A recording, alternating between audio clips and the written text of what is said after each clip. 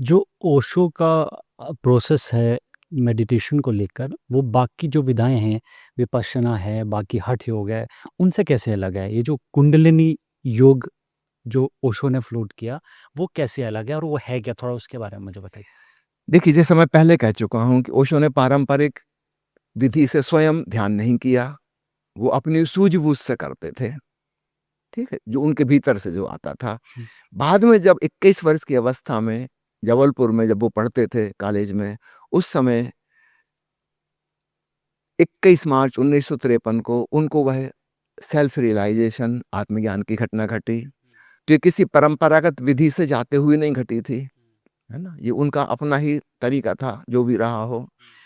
बाद में उन्होंने अन्य लोगों ने शास्त्रों में क्या लिखा है, उसको देखा, उसमें से बहुत सी चीज़ें उनको लगीं कि ये ठीक है, इसके द्वारा भी आत्मज्ञान हो सकता है, इसके द्वारा भी हो सकता है।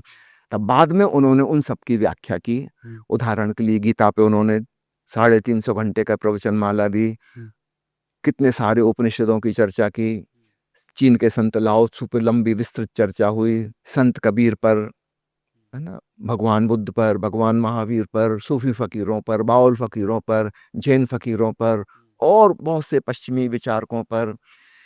इन्होंने पाया कि इनकी किताब में जो लिखा है, यह भी वही है जो मैंने जाना।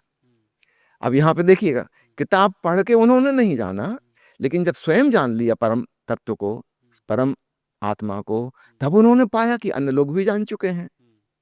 तो उनकी जो मेथोडोलॉजी है, उनके जो विधि-विधान हैं, कि संत गोरखनाथ हुए हैं, कि संत रविदास हुए हैं, कि मीराबाई हुई हैं, कि चैतन्य महाप्रभु हुए हैं, कि रामकृष्ण परमहंस हुए हैं, इन्होंने भी जाना।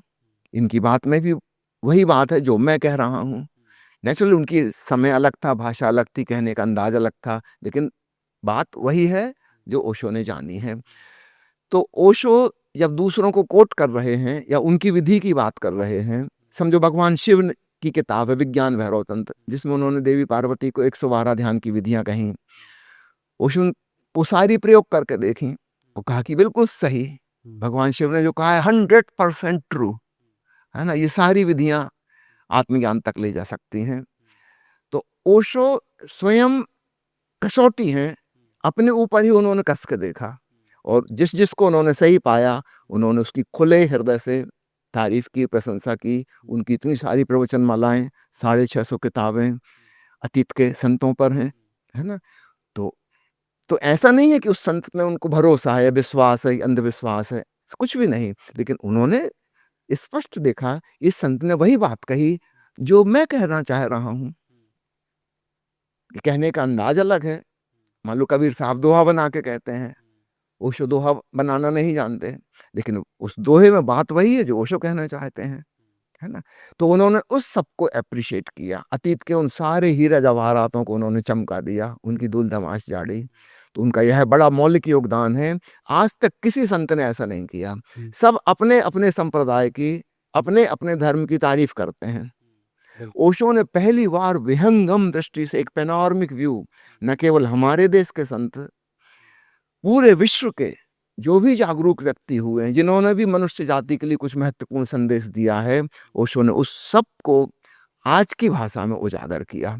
निश्चित रूप से संत लाओ त्सु की या च्वांग त्सु की बात, संत बोकुजू या लिंची की बात, अगर हम ओरिजिनल पढ़ें, हमारे पल्ले नहीं पड़ेगी, हमारे सिर के ऊपर से चली जाएगी। लेकिन जब ओशो उसको समझाते हैं, तो वो आज की वैज्ञानिक, मनोवैज्ञानिक शब्दावली में जो हमारी समझ में आती है, उसमें समझाते हैं और तब हम 100% राज़ी हो जाते हैं कि बिल्कुल ठीक, एकदम समझ में आ गई बात।